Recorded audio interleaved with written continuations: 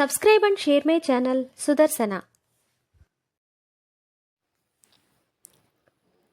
నమస్కారం.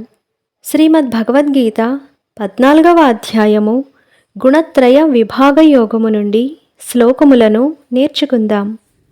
ఓం శ్రీకృష్ణ పరబ్రహ్మణే నమః. శ్రీ గురుభ్యో నమః.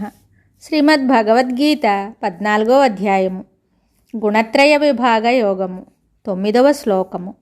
శ్రీ భగవానువాచ సత్వం సుఖే సంజయతి రజః కర్మణి భారత జ్ఞానమావృత్య తు తమః ప్రమాదే సంజయత్యుత. సత్వం సుఖే సంజయతి రజః కర్మణి భారత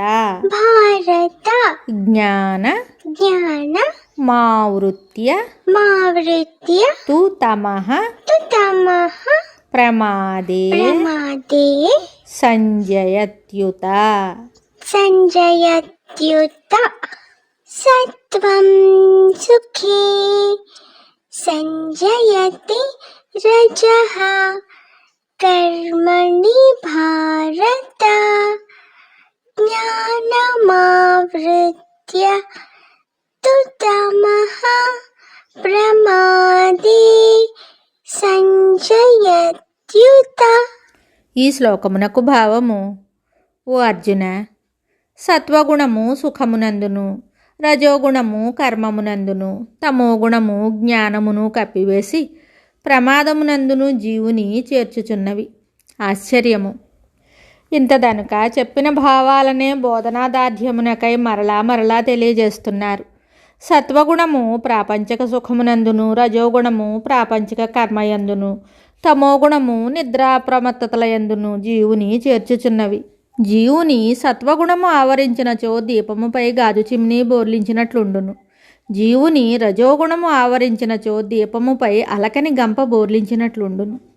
జీవుని తమోగుణము ఆవరించినచో దీపముపై కుండ బోర్లించినట్లుండును అని శ్రీరామకృష్ణ పరమహంస ఒక సందర్భంలో తెలిపి ఉన్నారు.